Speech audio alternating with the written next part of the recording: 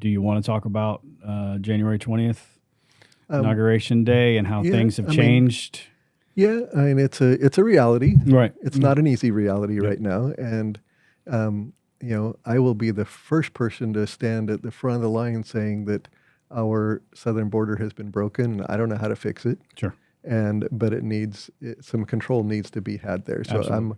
I am not an open borders person. Yep. I know they exist. I don't quite understand, but that's okay. I'll love to sit down and have a chat with somebody who believes that way and listen to them, because I'm open minded.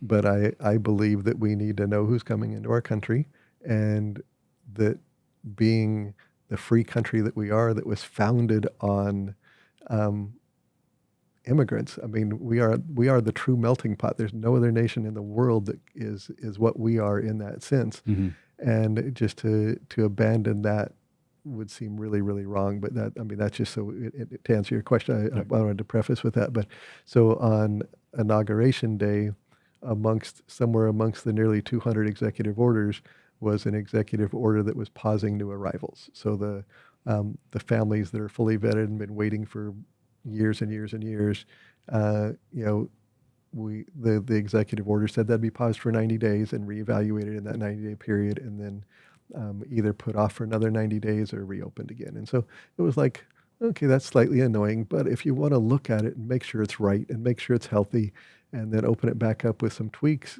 to make it better, I'm all for that. Sure. I got nothing against it, but so that was, like I said, an annoyance when, to take what you're doing and know that you're shut down for 90 days or I shouldn't say, we're still serving the people that just came in. So we Right. got people that were taken care of, but no new families in that 90-day window.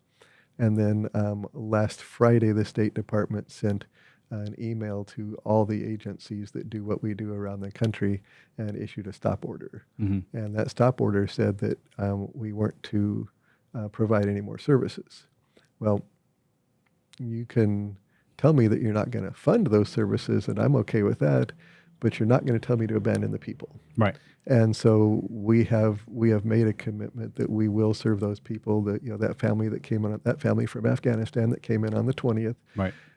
We will find a way to pay their rent, to pay their utilities, to give them food until their work authorization comes in, Hmm. until they have the ability to take care of themselves. We are not going to abandon them in that, but we will no longer be provided the resources through the contract that was, the contract started October 1st, goes through September 30th. So, the contract that exists, is, one-sidedly stopped. Yeah. And, so we won't get the resources that were promised to take care of those families Hmm. that were brought here by the government. And I will mention one other thing just real quick, because there is this perception that there's all this money that flows towards them. The money that's given for 90 days is the tightest budget in the world. I mean, you Sure. wouldn't believe how tight it is.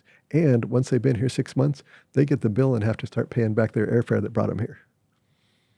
So even the airfare that brought them here wasn't free. It's not a gift. Yeah, it's not Yeah. a gift. It was like I said, it's a deferred payment on that. But if you brought a family of 6 over here and you've done any international travel, Hmm. some of those bills they get are $10 and $12 and $14,000. Right. And but I mean, it's and they're okay with that because of how much it means for them to be here. Right. But so to have those families here and made that promise to them and have the rug get pulled out from under their feet really is a hard place. And it for these families that have been through so much, they really should feel safe and at rest and at peace here. And that's our goal of when we deal with them is to handle them in a manner that adds to that peace and that comfort. And now they're coming with that. Am I safe? Can I leave my home? Mhm. Can I? And it's like there's the anxiety and the fear that's in the community is really hard right now. Well, President Trump, one of the many things that he said was, we're going to bring back common sense. Mm-hmm. So it just doesn't seem to me like a very common sense approach when human lives are at stake Mm-hmm. to bring people over with a commitment for 90 days to then stop it. Yeah.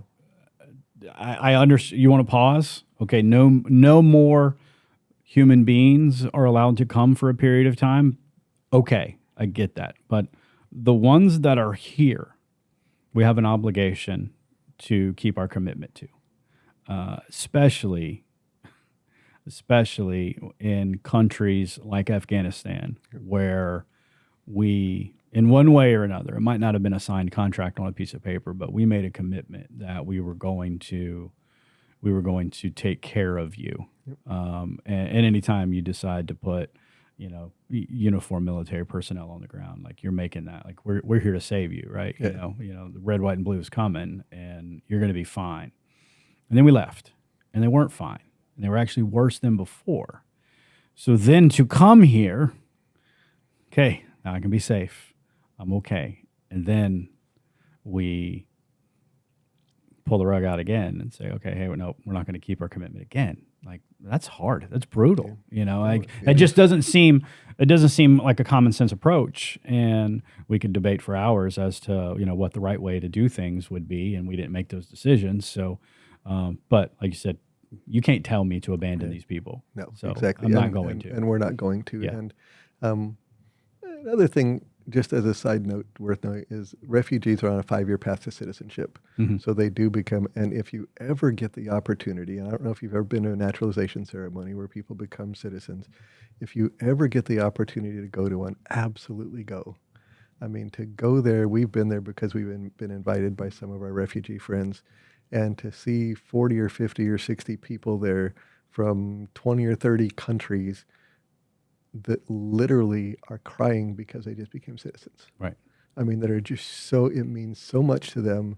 And then a comment you made earlier about not voting, when they find out they're able to vote, it is just like this amazing thing to them. And they are so happy to be able to take part in that process and trust that process, because of the way most of their countries things were rigged and you didn't have a say in that. And Right. so I would, heartily encourage anybody to go to one of those, and just it changes your outlook.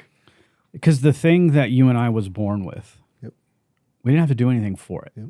We just have it.